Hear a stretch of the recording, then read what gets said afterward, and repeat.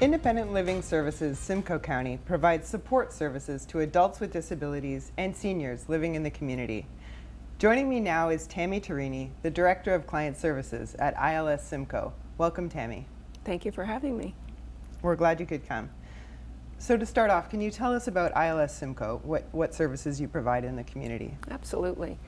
So Simcoe, for over 40 years, ILS has provided support services for adults with physical disabilities and more recently seniors who are living in the community who require assistance with activities of daily living such as personal care, bathing, transferring, dressing, and meal preparation.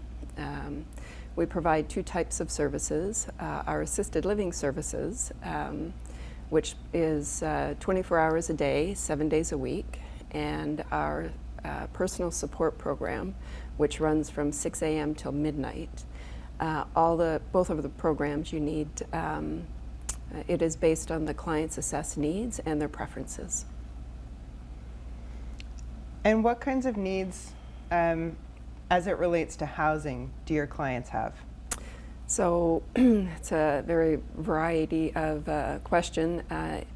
Accessibility means different things to different people. Mobility needs are different for everyone. I think our biggest challenge comes when you're looking for accessibility, because we know there's a very limited resources for accessible houses as well as affordable housing. And when you put those two together, it causes quite a challenge for individuals that are needing both of them. So to put that in context, for someone who requires an accessible and affordable housing unit, what would be the typical wait? Years for an accessible unit.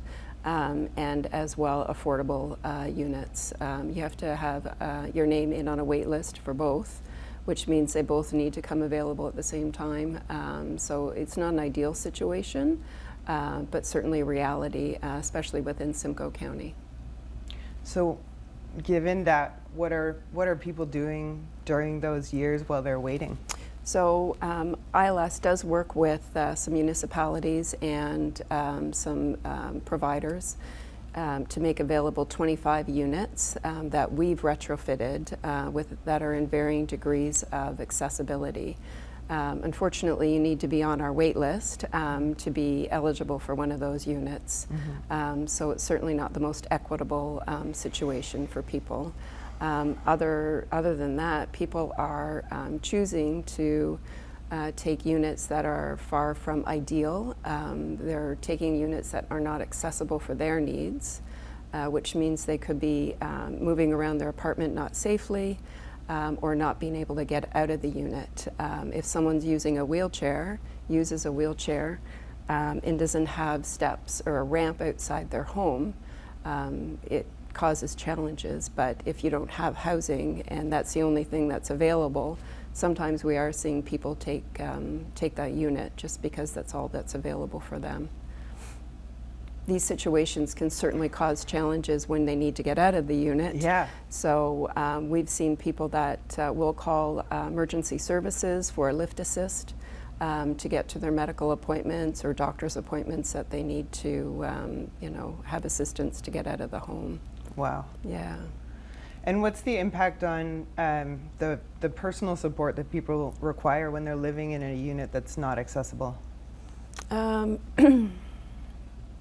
So our services go in, and that's not an issue. Our PSWs, our attendants, mm-hmm. Can assist get into the home, mm-hmm. but you're right, actually, to try and actually assist the person that doesn't have an accessible shower, mm-hmm. That can't get out of the bathroom or into the bathroom, certainly can cause a challenge when we're trying to provide services. Mm-hmm. Yeah. We will actually work with community funders and partners as well as with the client to try and find funding to assist with installing, whether it be a ramp for mm-hmm. the individual to get out of the home, or it could be an accessible bathroom to assist with, even just a grab bar Right. is an aid that people need. Yeah. Yeah. So what are some of the creative partnerships or solutions that you've been trying in Simcoe County? So ILS has a program or a model of service. It's called Neighbourhoods of Care. Individuals are able to stay in their own homes, and instead of them having to move to a building where we would have one of our accessible units, they actually can stay in their own homes, and our staff will assist them within that, within their home and their community. This way they don't have to move out of their community. Unfortunately, it's a very small, limited program due to funding that is not available across all of the county, so it's certainly not equitable in the greater scheme of things. And what would you need to expand more creative solutions around accessible housing? Certainly funding. Funding for Neighbourhoods of Care would be perfect, as well as the County of Simcoe has their housing strategy that they're conducting right now for their 10-year strategy. So I'm sure the same issues are with them, is that they need funding as well to ensure that they've got funding for a 10-year strategy that would provide equitable housing for individuals that need accessible, affordable, as well as barrier-free units. What's something you want everyone to know about accessible housing?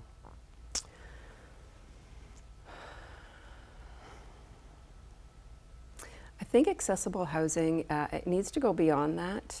It needs to be, I think we need to take a step back and look at universal design. And it's about building from the ground up that is for everybody. So when you look at universal design, it actually takes into account individuals that would have strollers, people with sight or vision loss, people with different varying disabilities and mobility issues. So I think if you can build from that lens, then we don't end up with such disparity that we have now, Right. where people don't have access to housing that's suitable for them. Right. Okay, thank you so much for coming in, Tami. Where can people go to learn more about the services that you're providing? So go to our website or call us, and we're happy to help. Wonderful. Thanks for coming in. Okay, thank you for having us.